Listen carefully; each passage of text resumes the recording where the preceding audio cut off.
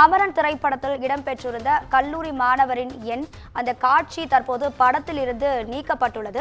இது தொடர்பான அண்மை செய்திகளை நாம் பார்த்து கொண்டிருக்கிறோம். செல்போன் எண் இடம்பெற்ற காட்சி நீக்கப்பட்டு தணிக்கை குழுவிடம் புதிய தணிக்கைக்காக அளிக்கப்பட்டுள்ளதாகவும் படக்குழு தெரிவித்துள்ளது. மனுதாரரின் தனிப்பட்ட உரிமை பாதுகாக்கப்பட்டுள்ளதாகவும் தற்போது தெரிவிக்கப்பட்டுள்ளது. இது தொடர்பான அண்மை செய்திகளை நாம் பார்த்து கொண்டிருக்கிறோம். இது குறித்தான கூடுதல் தகவல்களை தருவதற்காக நமது தலைமை செய்தியாளர் சிவா இணைப்பில் இருக்கிறார். வணக்கம் சிவா, உங்க தகவல்களை சொல்லுங்க. ராதிகா, சிவகார்த்திகேயன் நடிப்பில் வெளியான அமரன் திரைப்படத்தில் மாணவனுடைய மொபைல் எண் இடம்பெற்றிருந்த காட்சி நீக்கப்பட்டு விட்டதாக ராஜ்கமல் பிலிம்ஸ் இன்டர்நேஷனல் நிறுவனம் சென்னை உயர்நீதிமன்றத்தில் தெரிவித்துள்ளது.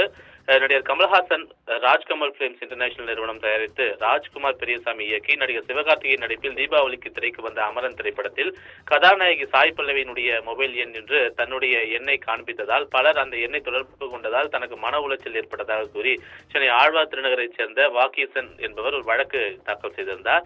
இந்த வழக்கு மனுவில் தொடர்ச்சியாக ஆயிரக்கணக்கான அழைப்புகள் வந்ததால் தன்னால் நிம்மதியாக தூங்க முடியவில்லை, படிக்க முடியவில்லை, பயணிக்க முடியவில்லை, ஏரோப்ளேன் மோடுக்கு மாற்றுவதற்கும் நூற்றுக்கணக்கான அழைப்புகள் வந்து மன உளைச்சல் ஏற்படுத்தியதால் அரசியல் சாசனம் வழங்கியுள்ள வாழ்வுரிமை, அந்தரங்க உரிமை ஆகியவை பாதிக்கப்பட்டுள்ளதால் 1,10,00,000 ரூபாயை இழப்பீடாக வழங்க ராஜ்கமல் இன்டர்நேஷனல் நிறுவனத்திற்கு ராஜ்குமார் பெரியசாமிக்கு உத்தரவிட வேண்டும் எனவும் கோரிக்கை முன்வைக்கப்பட்டது. இந்த வழக்கு நீதிபதி சவுந்தர் முன்பு விசாரணைக்கு வந்தபோது ராஜ்கமல் பிலிம்ஸ் நிறுவனம் தரப்பில் ஆஜரான மூத்த வழக்கறிஞர் அரவிந்த் பாண்டியன் மனுதாரனுடைய மொபைல் எண் இடம்பெற்றிருந்த காட்சி நீக்கப்பட்டு தணிக்கை குழுவிடம் புதிய தணிக்கை சான்று பெறப்பட்டுள்ளதாக விளக்கம் அளித்தார்.